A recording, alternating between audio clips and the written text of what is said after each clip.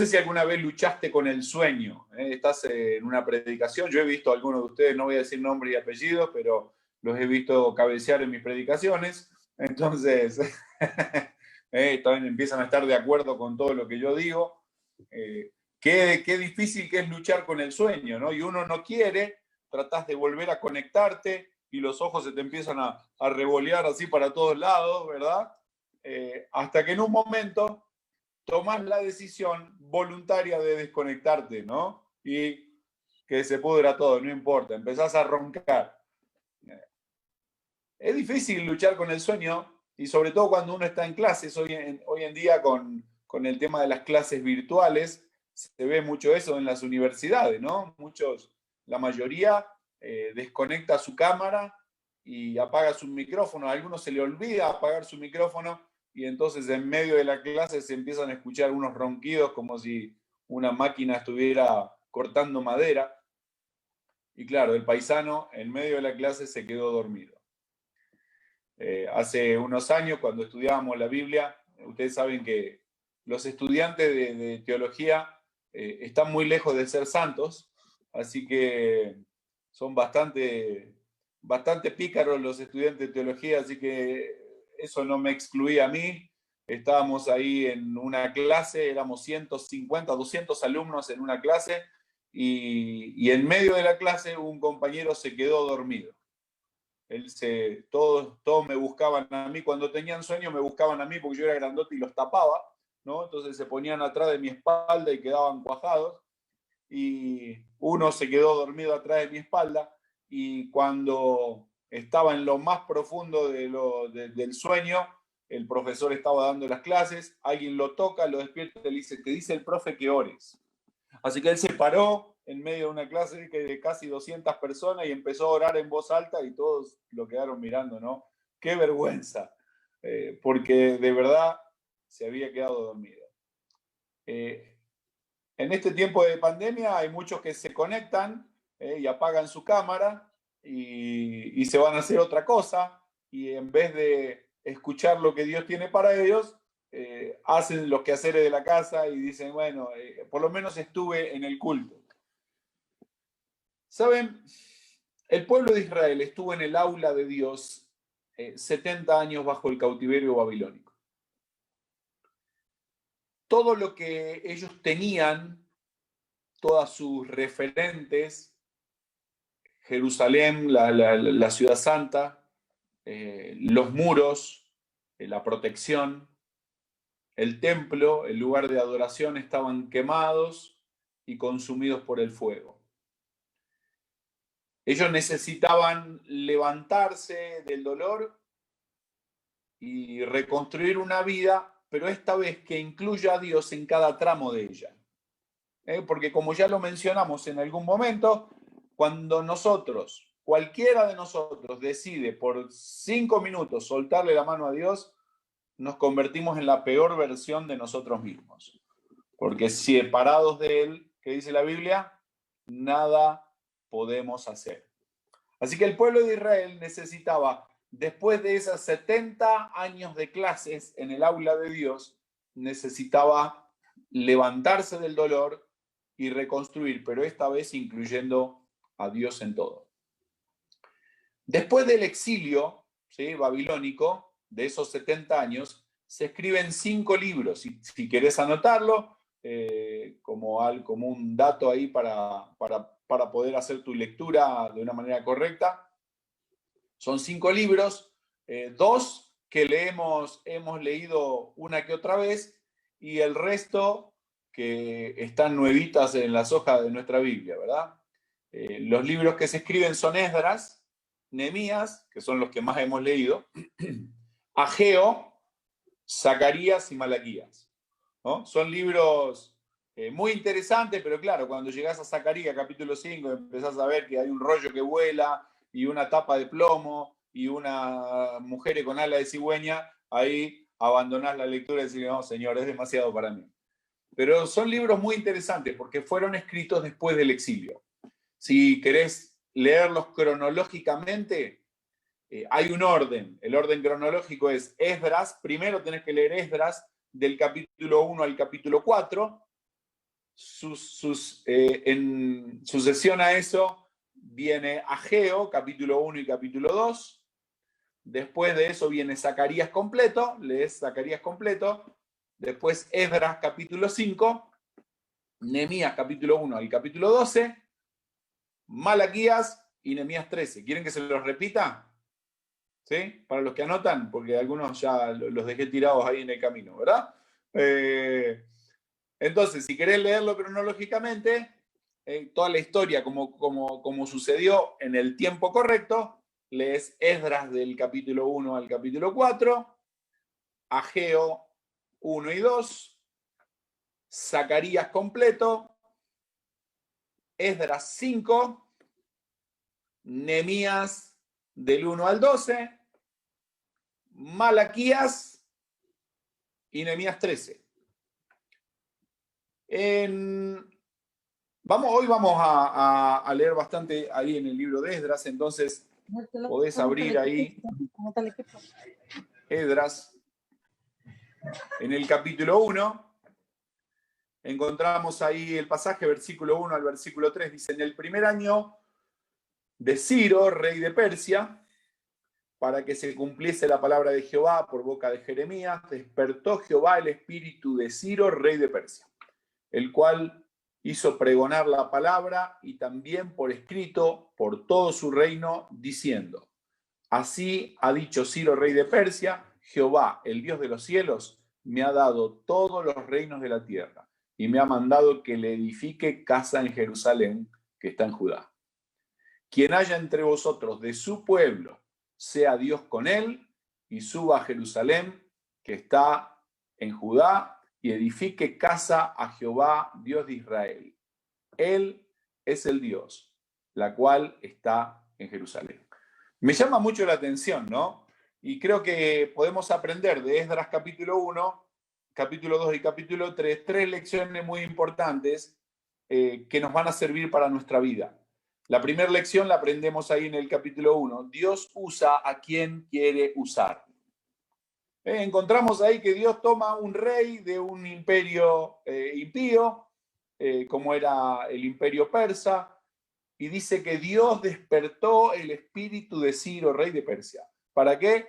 Para que promueva la reconstrucción del templo. El templo anterior había sido destruido, recordaba, era el templo de Salomón, un templo maravilloso, un templo delicioso a la vista, a los ojos, un templo que había sido,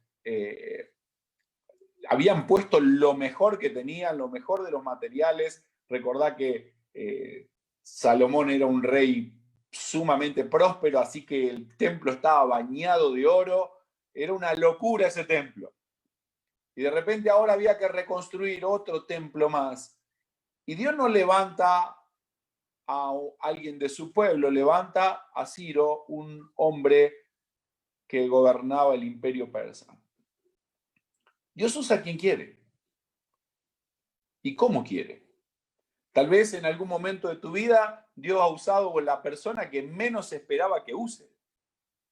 Yo me acuerdo que yo tenía un compañero bien chambón, ¿verdad? Y yo estaba luchando con entregarle mi vida al Señor o no, y él era, pero más inconverso que Judas Iscariote. Y vino y se me acercó y me dijo: Marcelo, dice, ¿cuándo te ha ido bien cuando has estado lejos de Dios? Y para mí fue un cachetazo. Yo no me olvido nunca. Era el peor de todos ese muchacho. Pero Dios lo mandó a que me diga eso. Y todavía me lo acuerdo. Ahora ves, Dios usa a quien quiere. Y tal vez esa es una lección que nosotros debemos aprender. ¿Sabes? Cuando leemos la Biblia, encontramos muchísima gente que Dios usa totalmente imperfecta, que posiblemente no tendría lugar en nuestra iglesia, que nosotros no le daríamos el micrófono jamás. Un hombre mal vestido como Juan el Bautista, ¿no? Ese no tenía camisa de manga larga, ni corbata, ni zapatos brillosos, andaba vestido de piel de camello, comía langosta y miel silvestre, y seguramente no lo hubiéramos dejado pasar, hubiéramos pensado que era un chara. Pero Dios usa a un hombre como Juan el Bautista para preparar el camino del Mesías. Tal vez mucha gente que aparece en la palabra de Dios, que aparece como héroe de la fe, nosotros lo hubiéramos descartado para servir con nosotros. Porque la palabra de Dios está llena de gente desgarrada del alma, mal vestida, con un pasado terrible como María Magdalena o como Rahab la ramera, que termina siendo parte de la genealogía del Señor Jesucristo. Podemos ver gente en ruinas por sus decisiones pasadas, como el rey David, un hombre con una reputación rota, con una familia rota, con los hijos que eran un desastre, todos querían el reino. Uno violó un hermano viola a su propia hermana, el otro lo mata. Una historia tremenda, de novela. Y Dios lo llama el hombre conforme al corazón de Dios, que en algún momento descendió a lo más profundo. Pero vuelve a aparecer ahí en el Nuevo Testamento. Vas a ver que en la lista de los héroes de la fe aparece un montón de gente imperfecta. Jefté, Sansón, gente que no era lo que nosotros, no lo tendríamos en el cuadro de honor de la iglesia. Pero fueron personas que Dios quiso utilizar. Cuando leemos el libro de Esdras, entendemos que el primer grupo no sale con Esdras a la reconstrucción. Esdras cuenta la historia y sale en el segundo grupo a partir del capítulo 6. El primer grupo sale con un hombre llamado Zorobabel, al cual Dios utilizó poderosamente para llevar adelante esta misión. Ahora quiero que entiendas esto, no era una misión fácil y ellos lo sabían. Nunca la vida cristiana, nunca la misión que Dios tenga para ti va a ser fácil. Si tu vida cristiana es fácil, estás mirando el canal equivocado. Estás mirando otro programa. Si tu vida cristiana es tranquila y no tenés persecución y no hay nadie que te esté señalando o tirando piedras, hay algo que estás haciendo mal. La misión que ellos tenían no era una misión fácil. Jerusalén había estado 70 años deshabitada. Imagínese, usted, ahora que la mayoría no pudo ir al Carrizo durante el año, cuando llegaron a su casa, si no tuvieron a alguien que le abra las puertas y las ventanas, olía a rayos. ¿Verdad? Todos que se preparan para ir en Semana Santa, no pudieron ir en Semana Santa, no lo dejaron entrar un poquito más adelante. Y recién ahora, a fin de año, algunos están yendo para allá. Una casa cerrada, vos te vas un fin de semana y volvés a tu casa y tu casa huele diferente. Jerusalén olía mal, tenía 70 años de estar deshabitada, era una cueva de ladrones. Una casa abandonada donde mucha gente se escondía para huir de la justicia. Además de eso, no tenían protección. Imagínate que el aire te tire el portón de entrada de tu casa. ¿Qué vas a hacer? ¿Vas a dormir con un ojo abierto? Uno dice, ¡qué peligro! Se me van a entrar los ladrones. Jerusalén, todos los muros estaban derribados, así que no era un lugar seguro para vivir. No había trabajo. Este pueblo que sale de la cautividad y va a Jerusalén, no tenía un trabajo, no podías instalar un negocio porque no había nada. No podías sembrar porque había que esperar 3 meses. No se llevaron animales, por lo menos no lo menciona la Escritura. Ahora ves, ellos sabían que lo que enfrentaban era difícil. Por eso no volvieron todos. La palabra de Dios no dice que todo el pueblo salió de Babilonia para regresar a Jerusalén. Algunos se quedaron diciendo, vamos a esperar a ver qué pasa. Así que, en primer lugar, la primera lección que aprendemos ahí es que Dios usa a quien quiere. Dios usó a Ciro, un hombre impío, para propiciar el regreso del pueblo de Dios a Jerusalén y la reconstrucción del templo. En segundo lugar, en Esdras capítulo 2, encontramos el versículo 1, dice, estos son los hijos de la provincia que subieron del cautiverio de aquellos que Nabucodonosor, rey de Babilonia, había llevado cautivos a Babilonia y que volvieron a Jerusalén y a Judá, cada uno a su ciudad. Me encanta esa frase con la que comienza el capítulo 2. Dice, estos son los hijos. Y cuando lees todo el capítulo 2, por lo general nosotros le escapamos a los nombres en la Biblia porque son difíciles, ¿no? Para nosotros. Hay muchos nombres que nosotros no usaríamos para ninguno de nuestros hijos. Pero es interesante cómo Dios hace colocar en este capítulo 2 el nombre de cada uno de los que salió para ese lugar. Así que la segunda lección es que Dios no ignora tu servicio. Saben, a veces creemos de que lo poco que podemos hacer, lo pequeño que podemos hacer en la iglesia, en el cuerpo de Cristo, cada palabra compartida con un inconverso, cada servicio hecho por amor al Señor, a veces los creyentes creen que Dios no los tiene en cuenta porque es muy poco. Yo no soy un gran evangelista, no estoy en un ministerio público, en la radio, en la televisión, en las redes, nadie me conoce. Pero tenés que entender de que Dios te conoce.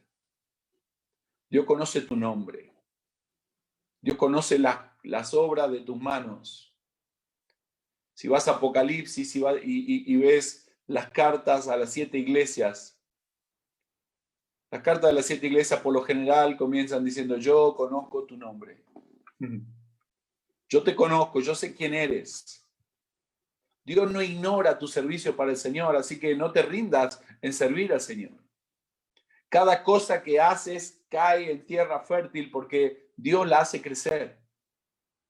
Entender de que Dios no ignora tu servicio nos tiene que animar a servirle todavía con más ánimo y con más entusiasmo, sobre todo porque cada día que pasa estamos más cerca de la venida del Señor Jesucristo.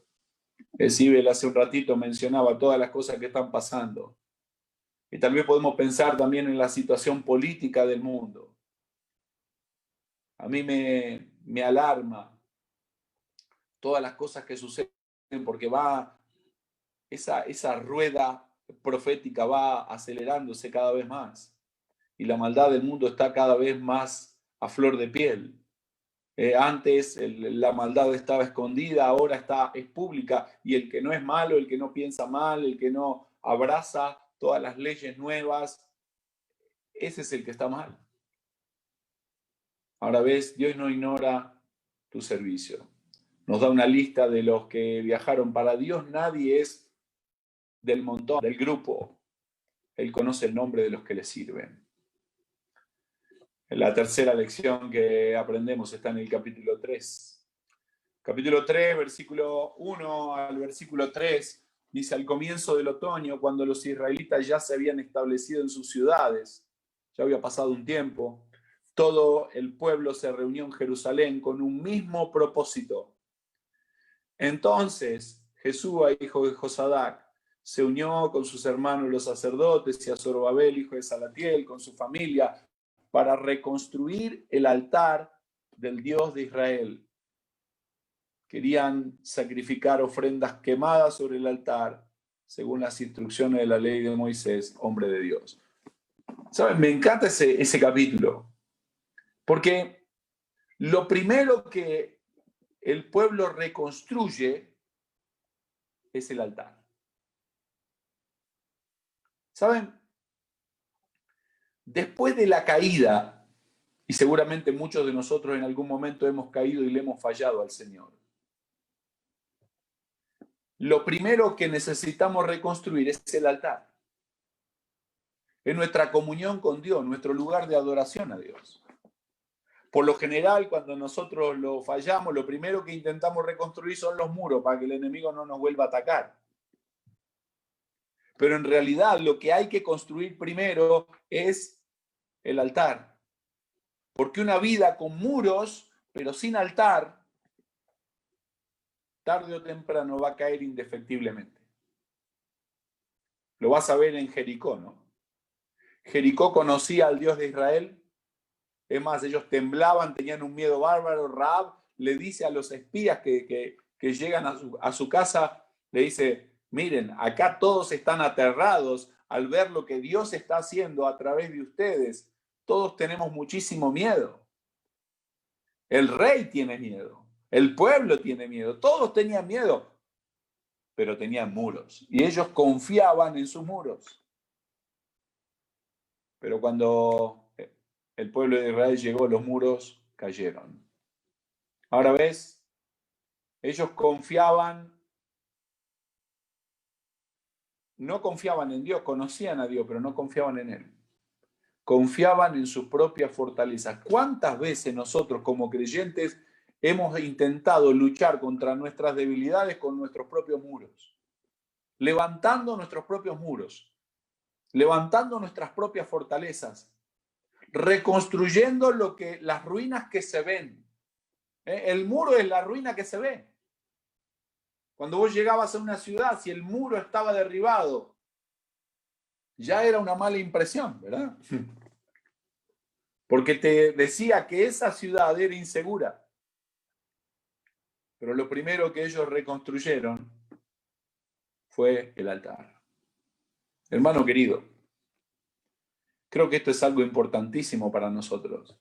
Cada vez que le falles al Señor, lo primero a reconstruir es el altar, la relación con Dios. No es lo que la gente ve, los muros, tus fortalezas. A veces confiamos demasiado en nuestras fortalezas, pero nosotros somos tan fuertes como nuestra debilidad más grande. Porque nunca vas a caer por tus fortalezas, siempre vas a caer por tus debilidades. Dice el versículo 4, dice que celebraron la fiesta de los tabernáculos. ¿Saben? La fiesta de los tabernáculos simbolizaba el reino. Y este pensamiento del reino se habla mucho en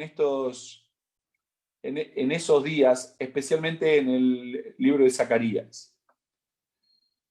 Ellos soñaban con el reino establecido. Y claro, esperaban un Mesías que después llegó y el reino fue pospuesto porque a los suyos vino y los suyos no le recibieron. En el versículo 8 dice: en el segundo año de su venida a la casa de Dios en Jerusalén, en el mes segundo comenzaron Zorobabel, hijo de Salatiel, Jesúa, hijo de Josadac, y los otros hermanos, los sacerdotes y los levitas, y todos los que habían venido de la cautividad a Jerusalén, y pusieron los levitas de 20 años arriba para que activasen la obra de la casa de Jehová. Me gusta lo que dice. Dice dos cosas. Primero dice que activaron la obra de Jehová, pero después dice todos los que habían venido como un solo hombre. Este concepto se repite en el Nuevo Testamento también, ¿no? Pablo le dice: ruego a Evodia y a Síntique que sean de un mismo sentir. Y se repite el concepto de que debemos sentir una misma cosa, debemos tener el mismo pensamiento y el mismo corazón. Ahora, ¿de qué está hablando la palabra de Dios relacionada con la unidad? Unidad en las cosas que son importantes, esenciales. Porque todos pensamos diferente. Todos tenemos gustos y preferencias diferentes. A algunos les gustará la mojarra y a otros la carne de vaca. ¿Ah? Y podemos estar discutiendo 15 días si la mojarra es mejor o la carne de vaca es mejor. A algunos les gustará el rojo y a otros el azul. Y podemos hablar sobre la iglesia y de qué color vamos a pintar y por qué pintaron café. ¿Por qué mejor no le pusieron fucsia? Habrá dicho alguna muchacha. Y podemos discutir sobre cosas que no son esenciales, que no son importantes, pero la palabra de Dios habla de unidad en lo esencial y diversidad en lo accesorio. Lo que no es totalmente fundamental, déjalo. Pelea por aquello que es importante. A veces nos detenemos tanto en las cosas accesorias. Nos detenemos tanto en lo externo que hubiéramos dejado fuera de la iglesia a Juan el Bautista porque estaba mal vestido. Que hubiéramos dejado afuera de la iglesia a David porque pecó de una manera terrible. Que hubiéramos dejado afuera de la iglesia a Pedro porque le negó a Jesús. Unidad en lo esencial. Debo el corazón. Dice que activaron la obra como un solo hombre. ¿Saben? Algunos de ellos que venían de la cautividad en vez de aprender las lecciones de Dios en esos momentos difíciles, se durmieron en el aula. Y dejaron de aprender. O sea, fueron 70 años en el aula, pero no aprendieron. Yo quiero preguntarte algo. ¿Hace cuántos años que estás en la iglesia? ¿Y cuánto has aprendido? Saben que yo me encuentro en las iglesias evangélicas de nuestro país, me encuentro con gente que no sabe nada. No sabe nada. Se conoce todos los himnos, se conoce la liturgia de la iglesia, conoce cómo van a acomodar las bancas casi de memoria, le podrían vendar los ojos y ya podría entrar al templo con los ojos vendados, caminando para atrás y después de haber sido mareada con 15 vueltas. Pero le preguntás sobre doctrina bíblica y no saben. Le preguntás sobre la salvación y no saben. Le preguntás sobre el Espíritu Santo y no saben. Años en el aula, pero dormidos. ¿Cuántos mensajes de la palabra de Dios hemos escuchado por años? ¿Y cuántos de ellos hemos practicado? Deberíamos ser creyentes maduros, que estemos chiñando a otros y todavía nos están chiñando. Necesitamos aprender. ¿Qué sucede cuando me duermo en vez de aprender? En primer lugar, tengo un sentimiento equivocado. Mi corazón siente equivocadamente. Vamos a ver ahí versículo 10 al versículo 13. Estamos en el capítulo 3 de Esdras, ¿verdad? ¿Me siguen? ¿Sí? Dice, cuando los albañiles terminaron de echar los cimientos del templo del Señor, se presentaron los sacerdotes con sus vestiduras, con trompetas, y los levitas, hijos de Asaf, con címbalos para alabar al Señor conforme a las instrucciones del rey David de Israel.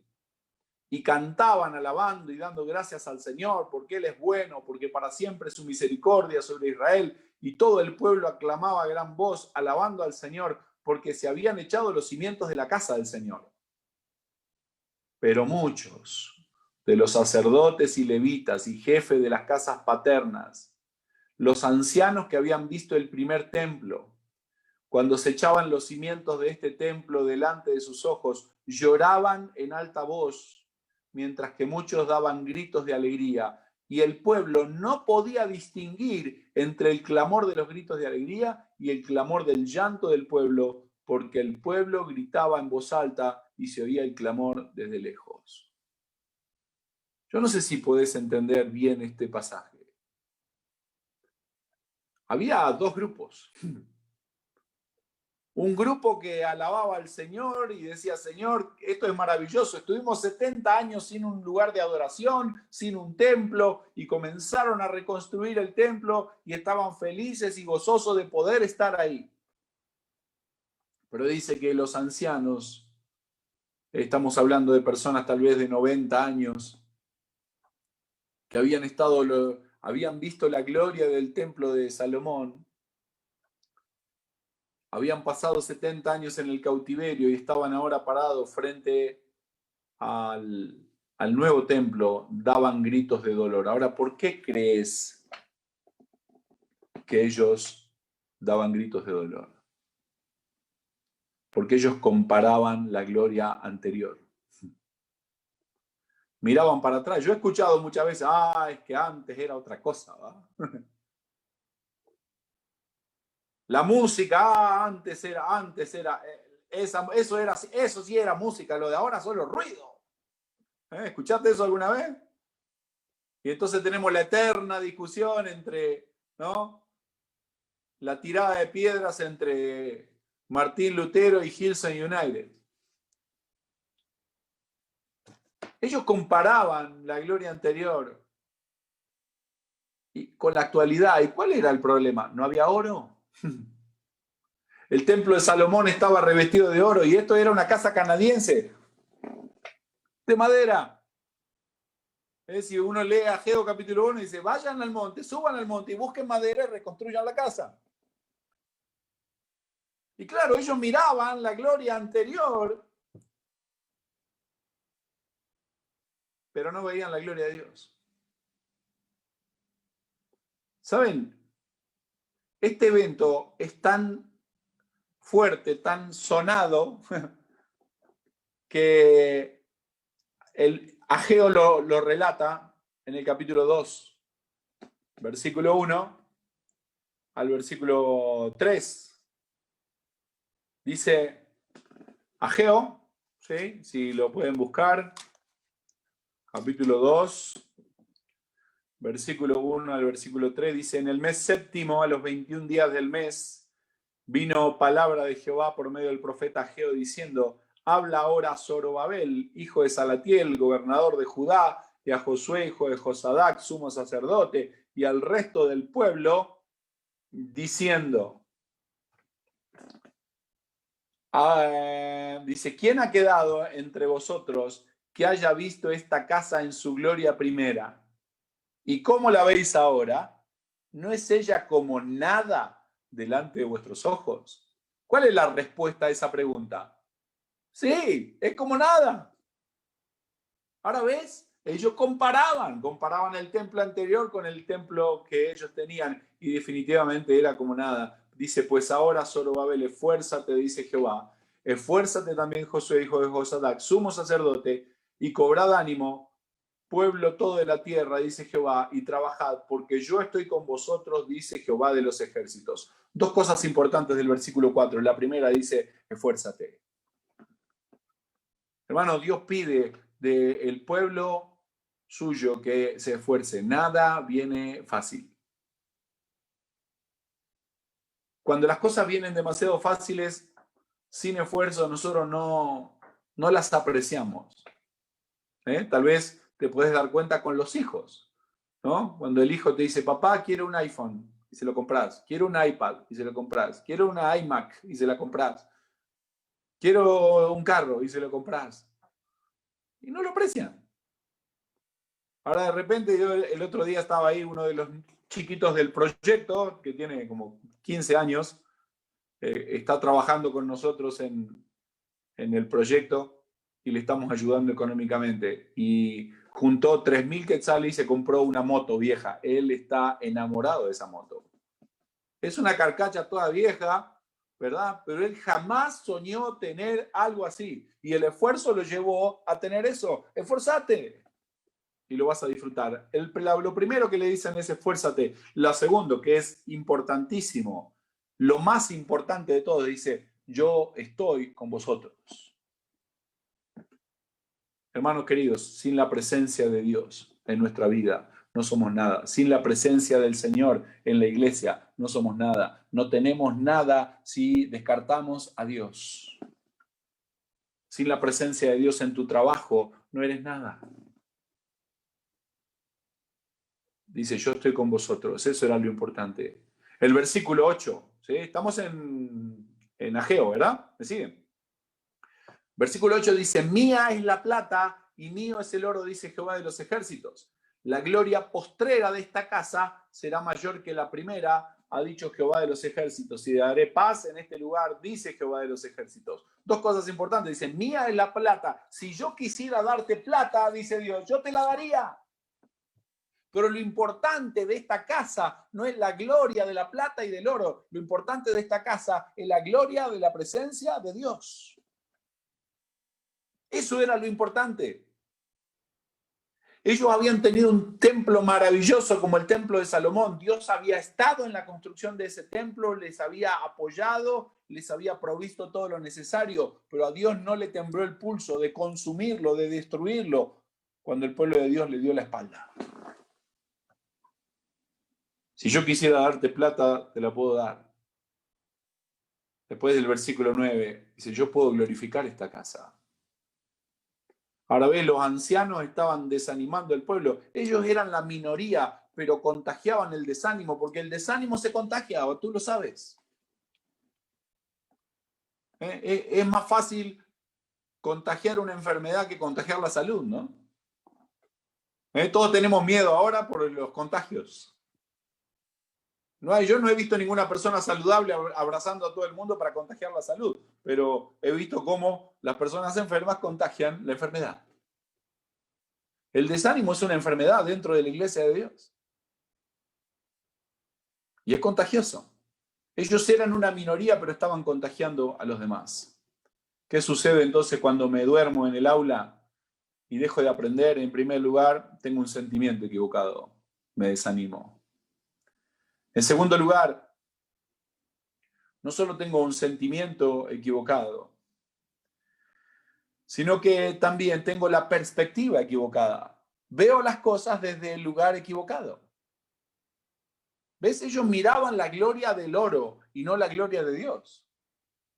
Tenían la mirada puesta en lo equivocado. Estaba ahí evidente, había dos grupos, pero definitivamente los dos grupos miraban algo diferente. Zacarías también lo menciona. Y si vas a Zacarías capítulo 4, discúlpenme que los esté paseando un poquito por ahí, por el Antiguo Testamento. Zacarías capítulo 4, versículo 9, versículo 10. Menciona otra vez ese mismo evento. Miren qué importante que fue ese evento para los ojos de Dios. Dice, las manos de Zorobabel echarán el cimiento de esta casa, y sus manos la acabarán, y conocerán que Jehová de los ejércitos me envió a vosotros. Miren lo que dice el versículo 10. Porque los que menospreciaron el día de las pequeñeces se alegrarán y verán la plomada de la mano de Zorobabel. Estos 7 son los ojos de Jehová que recorren la tierra. ¿Qué son las pequeñeces? ¿A qué Dios está llamando pequeñeces? ¿A qué Zacarías en esa profecía le llama pequeñeces? Porque dice que los que menospreciaron las pequeñeces se alegrarán y van a ver la obra concluida. ¿A qué está llamando las pequeñeces? Al oro y la plata. Es interesante, ¿no? Para Dios lo material es una pequeñez. Para nosotros muchas veces lo material nos roba el gozo. Hay muchos que no van a la obra misionera por lo material. Yo he escuchado cientos de personas que me dicen, mirá, el Señor me llamó desde joven, pero yo quiero poner una empresa y hacer que la empresa funcione, y cuando una vez que la empresa funcione, poner varios empleados, y una vez que tenga los empleados, colocar un gerente y una persona de confianza, y cuando esa persona de confianza esté ahí, yo salgo a la obra misionera para que Él me sustente. Y entonces, ¿en quién estás confiando? ¿En Dios? Esos son pequeñeces. ¿Cuándo Dios le ha fallado a un ser humano? Nunca. Y dice aquí, ¿no? Los que menospreciaron el día de las pequeñeces se alegrarán. Para Dios la plata y el oro es algo pequeño. Para nosotros es casi un mundo. Y corremos detrás de una casa, corremos detrás de un estatus social, de tener una vida económica cómoda. Muchos no van a la obra porque no se animan, porque no entienden cuán pequeño es lo material. Cuidado con las expectativas, ¿no? Porque las expectativas siempre van a producir desilusión. Muchas veces nosotros tenemos la expectativa porque anhelamos más, porque nos gusta vivir bien. No digo que esté mal que vivas bien. Hay muchos de ustedes que viven bien y tienen a Dios en el lugar correcto. Pero para algunos el anhelo de la vida es llegar a tener una casa como la de fulano de tal, llegar a tener un carro como el de fulano de tal, llegar a tener... Y el problema es que cuando llegas a eso, ya desplazaste a Dios de la vida. Abrazaste lo pequeño y dejaste lo grande. ¿Saben?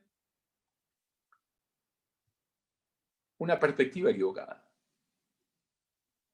Ellos dejaron de ver la gloria de Dios y se detuvieron en la gloria de lo pequeño. En tercer lugar, cuando me duermo en el aula, y esto es lo último, tengo una actitud equivocada. Recordá que era la misma situación, todo ese grupo que había ido a reconstruir estaba en la misma situación, echando los cimientos de la próxima casa. Tenía las mismas circunstancias, el mismo lugar, pero una actitud diferente.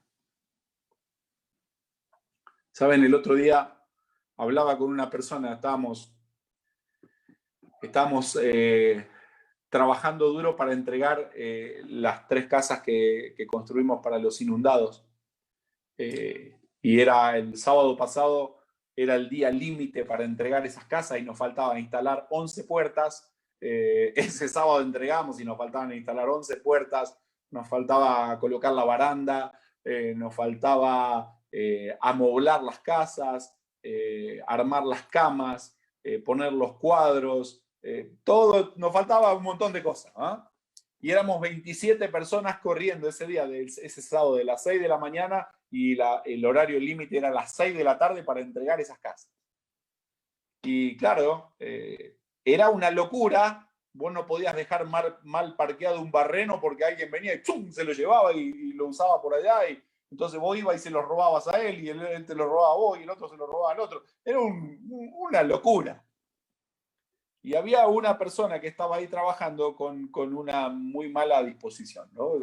Estaba cansado, estaba atravesado, decimos en Argentina, ¿no? Vieron que encontrás una persona que está de malas y todo era mal. Entonces yo lo llamé y le dije, mira, vos podés estar acá con la mejor actitud o podés estar acá con esa actitud que tenés. Un día en el tribunal de Cristo, todo esto que hayas hecho este día con esa actitud va a ser hojarasca. Hermanos queridos, la actitud es fundamental. Porque nosotros podemos hacer las cosas con buena actitud o con mala actitud. Lo puedes ver con tus hijos. Muchachos, vayan a armar las camas. Oh. ¿Ah? Nunca es esa frase, armen las camas, es una frase, ¿no? Como feliz Navidad, feliz cumpleaños, te traje un regalo. Es una frase, ¿no? Desafortunada para un joven o un adolescente. Pero podés ir a armar tu cama con buena actitud o con mala actitud, y de eso depende la recompensa. ¿Saben? Yo he encontrado en mi vida ministerial cientos de personas que tienen una gran capacidad, 1000 veces más que yo. Yo soy, como yo les he dicho, yo soy bien bruto, con V, pero que nunca llegaron a triunfar en nada, que nunca tuvieron éxito en su ministerio. Hace unos años conocí a un muchacho de una familia humilde que logró estudiar en un seminario, después de estudiar en el seminario logró conseguir ir a Estados Unidos, trabajó en Estados Unidos y logró estudiar en Estados Unidos, consiguió 2 maestrías y él siempre te decía eso, es que yo tengo 2 maestrías. Y tenemos un amigo en común aquí de una fundación y él fue a pedir trabajo a esa fundación. Entonces mi amigo, el director de la fundación, me llama y me dice, ¿vos conocés a fulano de tal? Digo, sí, lo conozco. Me dice, ¿y qué pensás? Digo, mejor analizalo vos. Y él me dijo lo siguiente, me dijo, ese muchacho tiene más preparación que vos y yo juntos. Él podría hacer un trabajo maravilloso en cualquier lugar, pero hay algo en él que no está bien. Y eso le impide alcanzar lo que Dios quiere para él. Y era verdad. Y vos conozco a ese muchacho y ese muchacho sigue siendo eso. Una persona muy capaz, pero con la actitud equivocada. Hermano querido, esa actitud equivocada era producto de haberse dormido en el aula, porque si hubieran escuchado las lecciones de 70 años en ese aula de Dios, ellos hubieran visto a Dios. Ellos estaban ahí en medio de un momento glorioso de la reconstrucción de un templo, pero su corazón no estaba ahí. Estaba en el templo anterior, en lo que antes tenían, en la gloria anterior. Y definitivamente creo que esa gloria que ellos anhelaban no era la gloria de Jehová, era la gloria de decir, mirá el templo que nosotros tenemos. El megatemplo, ¿verdad? Mirá el lujo, yo me congrego ahí en tal lugar. Hoy en día existe un poquito de esa salamería, ¿no? Yo voy a esa iglesia, mirá. Wow. Existe un poquito de esa estupidez. Porque estaban con la actitud equivocada. Hace unos años escuché una historia. Un fabricante muy grande de zapatos mandó a 2 vendedores o a 2 analistas de la empresa a un pueblo en la India,